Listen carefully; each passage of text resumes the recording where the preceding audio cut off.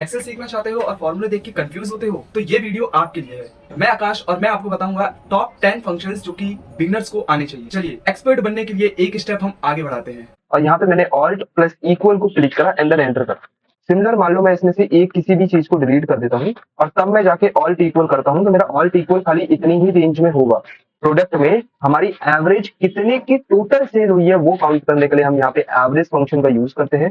हमने equal average लगाना है नॉर्मल सा, और जो हमारी रेंज होगी उन सभी को सेलेक्ट कर लेंगे एंड देन एंटर कर देंगे। तो यहाँ पे ये पूरा का पूरा सबसे कम कितने की सेल हुई है तो हमको यहाँ पे नॉर्मली इक्वल MIN मिनिमम का शॉर्ट फॉर्म लिखना होता है और अपनी पूरी की पूरी टेबल को सिलेक्ट करके एंटर करना होता है। तो जो मिनिमम सेल हुई है वो हुई है 600 रुपए की, ठीक है, सिर्फ 100 रुपीज की।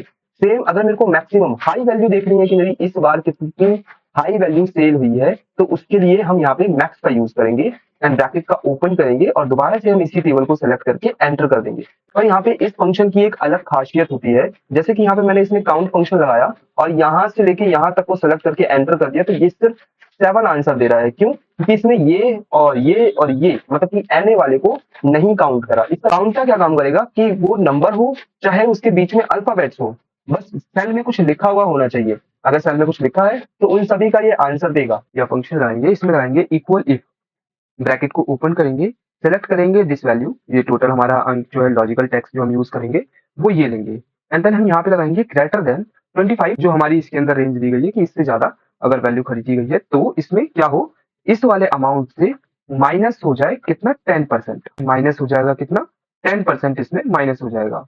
देन हम करेंगे क्या, कॉमा, और नहीं तो अगर ये नहीं होता है तो ये वाली फिक्स वैल्यू यहाँ पर लिख कर आ जाए। तो देखोगे तो यहाँ पे 10% ऑफ हो चुका है और मैं यहाँ पर अगर इस फॉर्मूले का यूज करता हूँ, मैंने इसका नाम लिखा, स्पेस दिया और इस वाले अमाउंट को फुलफिल करके कंट्रोल ई प्रेस कर दिया।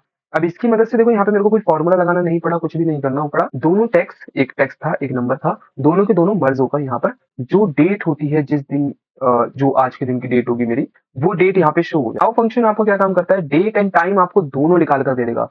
यहाँ पे मैंने लगाया इक्वल वी लुकअप, ब्रैकेट को ओपन कर दिया, देन हमने लुकअप वैल्यू जो भी हमको ढूंढना है वो हमारा साइड में लिखा हुआ रहेगा। उसको कौन से एरिया में ढूंढना है वो हम सेलेक्ट करके अपने डाटा को बताते हैं, इस फंक्शन को बताते हैं। हमने यहाँ पे ये सेलेक्ट करके बता दिया कि हम इसको इस डाटा के अंदर से ढूंढना चाहते हैं, कॉमा, ये कौन से कॉलम में, तो किस गली में से हमको क्या ढूंढना है, तो हमको टोटल ढूंढना है, राइट। तो यहाँ से हम काउंट करेंगे, यहाँ से हम काउंट करेंगे 1 2 3 4 5, तो हमने यहाँ पे लिखा 5, 0 एंटर। अभी हमने देखे एक्सेल के टॉप ऐसे 10 फंक्शंस जो बिगनर्स को आने चाहिए।